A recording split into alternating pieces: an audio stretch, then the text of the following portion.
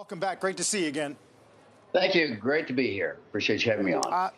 It's amazing how quickly the conversation changes. Already we got the New York City Health Commissioner advising us to all wear masks in grocery stores and offices and lobbies.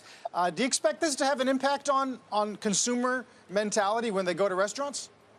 Yeah, it's interesting because all this momentum coming into the holidays, you got Black Friday, Cyber Monday, and everybody's all excited and geared up and ready to go. And then this news comes along, and the World Health Organization is saying this is more virulent, hard to say word, more contagious, and more skilled, if the virus can be skilled at evading public health measures. So it does have people talking about it quite a bit. I do believe that the momentum for growing confidence to dine out will continue through the holidays. It's not in the U.S. yet, and it'd be a little naive to think it's not going to arrive eventually, but it's not here yet. So I do think momentum continues for the near term.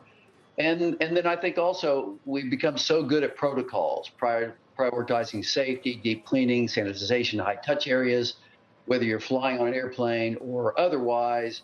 And so as long as those protocols are in place, it should be a whole lot better this time around than what we've experienced over the last couple of years, where, frankly, the whole world was not quite as prepared as we are today.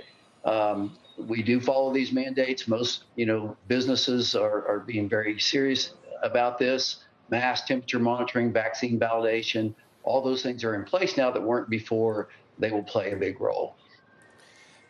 It's sort of, as you make a great point. We've gotten a lot better at this as we've gone from wave to wave to wave. How do you avoid seesawing between, let's go back to delivery or mobile ordering versus in-person and in-store dining? How do you avoid being caught between that back and forth?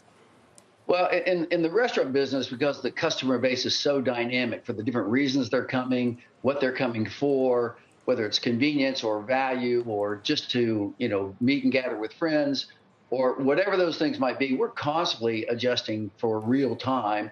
And so I wouldn't call it a seaside. We have inside dining efforts always afoot. We have curbside delivery that's growing in popularity, and we're getting really good at it. Delivery through third party and our own delivery on demand platforms. And so those are all in place now and getting better by the day with improved technology. And so I'd say that we'll be good at all channels regardless of the circumstances.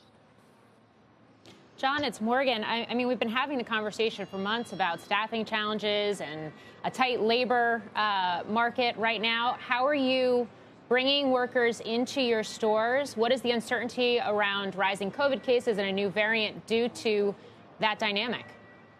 Right. There's no question that part of the workforce has been reluctant based on concern of being frontline workers and exposed. That seems to be abating more and more with every passing month. We had announced earlier in the year this effort to help our franchise system by hiring 20,000 employees. We've made great progress. We've put a number of different platforms in place to make that easier. And we're seeing improvements coming slowly but surely with every passing day. We also see people, basically, ready to go back to work, and still some part of the workforce reluctant. So what role the variant will have is yet to be seen. But again, I think as people come into the holidays and want to be able to provide for their families and surprise people with gifts, the normal holiday traditions prevail. I think we're headed toward, a stronger and stronger employment environment than we've had over the summer. Retention efforts really help a lot, Morgan. I think, the workforce is looking for something different than pre-pandemic, and I think that's something employers should focus on.